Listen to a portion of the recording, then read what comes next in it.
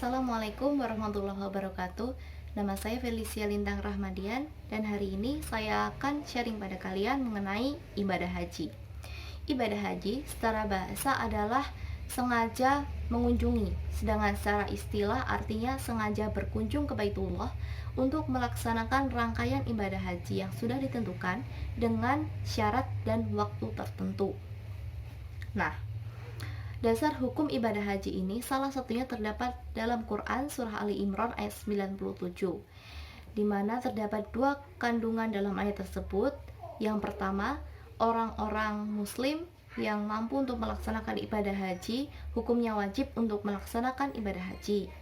Yang kedua, orang yang mengingkari kewajiban tersebut akan mendapat dosa dari Allah Subhanahu wa taala. Pembahasan selanjutnya adalah mengenai syarat-syarat haji. Ada 5 syarat haji.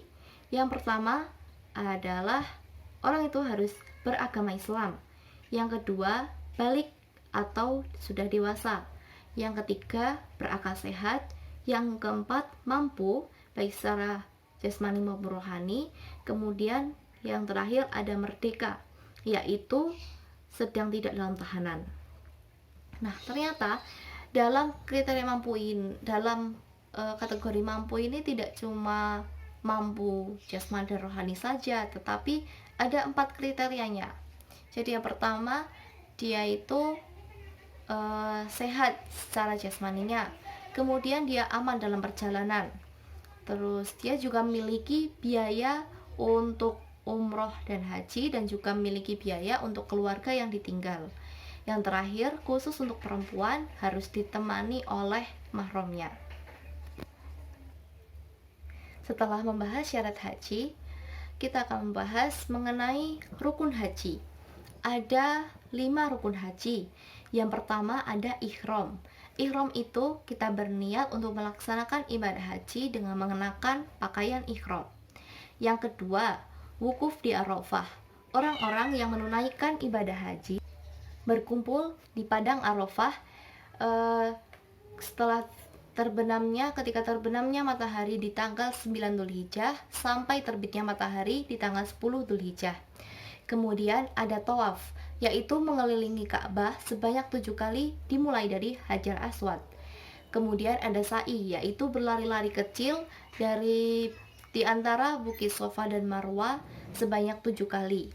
Kemudian ada tahalul, yaitu memotong rambut sekurang-kurangnya 3 helai rambut.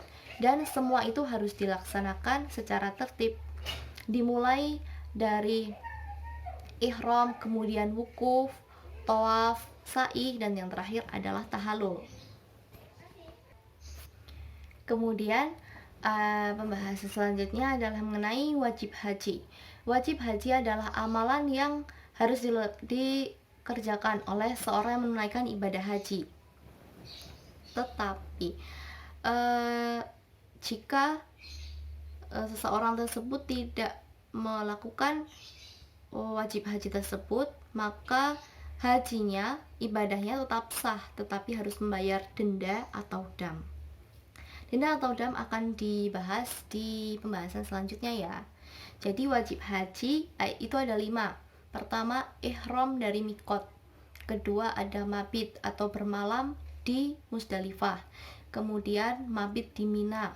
Mabit di Mina dan Musdalifah itu berbeda karena di Mina itu dikerjakan ketika hari tasyrik, yaitu tanggal 11, 12, dan 13 Dzulhijjah. Kemudian ada juga melempar jumroh sebanyak 3, yaitu jumroh ula, wuto, dan akobah. Dan yang terakhir ada tawaf wada. Kemudian ada sunah-sunah haji. Beberapa sunah haji. Yang pertama, orang itu disunahkan untuk mandi besar sebelum berniat dan mengenakan ihram. Kemudian ketika sampai di Masjidil Haram disunahkan untuk memanjatkan doa. Ketika sampai di kota Makkah juga disunahkan untuk memanjatkan doa. Ketika melihat Ka'bah juga disunahkan untuk memanjatkan doa. Kemudian disunahkan untuk minum air zam-zam, terus mencium Hajar Aswad, kemudian eh, selama di Makkah itu disunahkan untuk tawaf sunnah. Selanjutnya adalah tentang larangan-larangan haji, baik untuk perempuan saja, baik untuk laki-laki saja, dan untuk keduanya. Pertama, ya untuk laki-laki dulu, itu ada 3 larangannya. Yang pertama itu dia tidak boleh memakai penutup kepala. Yang kedua, tidak boleh memakai kain yang berjahit. Dan ketiga, tidak boleh memakai sepatu. Untuk yang perempuan tidak boleh memakai penutup wajah dan tidak boleh memakai kaos tangan atau sarung tangan. Nah, yang untuk perempuan dan laki-laki ini ada berapa?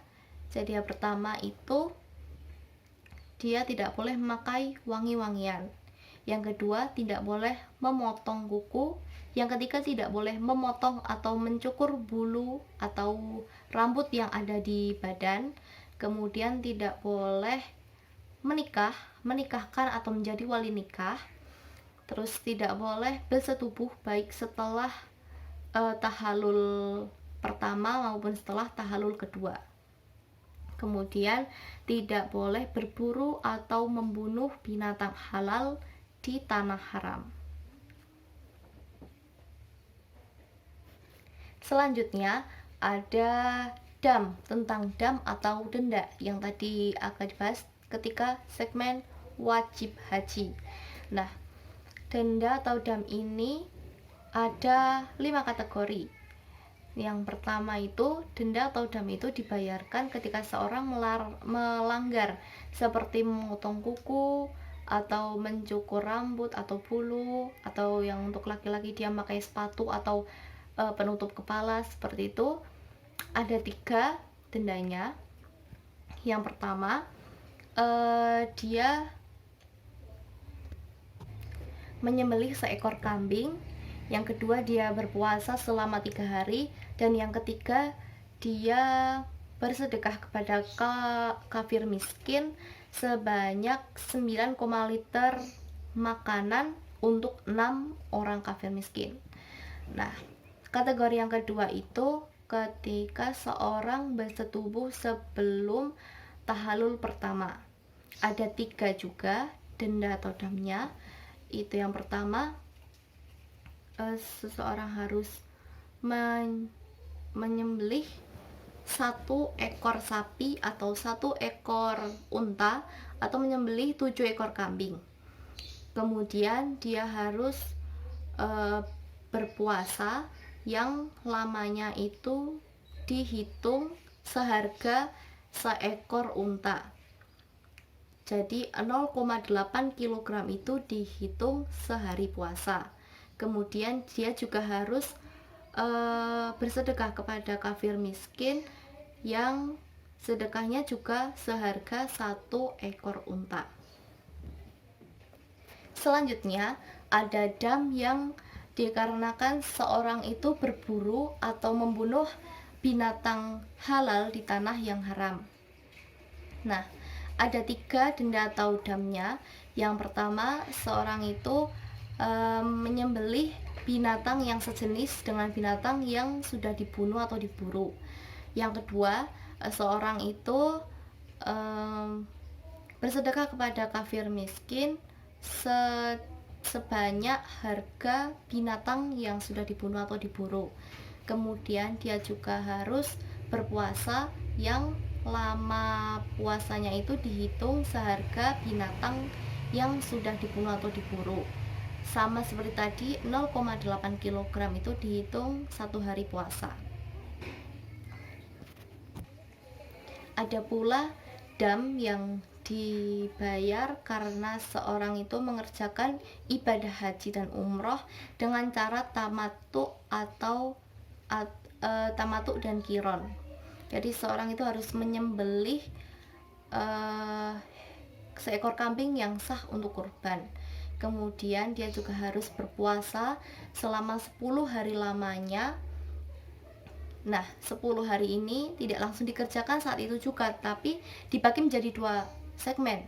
Jadi ada 3 hari puasa itu dilaksanakan ketika dia sedang menunaikan ibadah haji dan 7 harinya dikerjakan di negara asalnya. Kemudian selanjutnya yang kategori terakhir itu karena dia terhambat untuk melaksanakan ibadah haji dan umroh sehingga dia tidak dapat melanjutkan, maka dia harus membayar dam berupa menyembelih 1 ekor kambing. Dan yang terakhir pembahasannya adalah mengenai ciri-ciri haji mabrur. Nah, ciri-ciri haji mabrur ada beberapa. Pertama, orang itu santun dalam berbicara. Yang kedua, dia memiliki kepedulian sosial. Kemudian dia juga menjaga dari hal-hal yang maksiat. Dan terakhir, dia memberi kedamaian bagi orang-orang di sekitarnya. Nah, jadi sudah jelaskan, dimulai dari pengertian, kemudian ada syarat-syaratnya, kemudian ada dasar hukumnya, rukunnya, sunah-sunahnya, sampai ke ciri-ciri haji mabrur. Nah, bila ada kesalahan kata dari saya mohon maaf. Kemudian jika ada kekurangan informasi mengenai ibadah haji ini juga saya mohon maaf. Bila ada tambahan silahkan tambahkan di kolom komentar. Wassalamualaikum warahmatullahi wabarakatuh.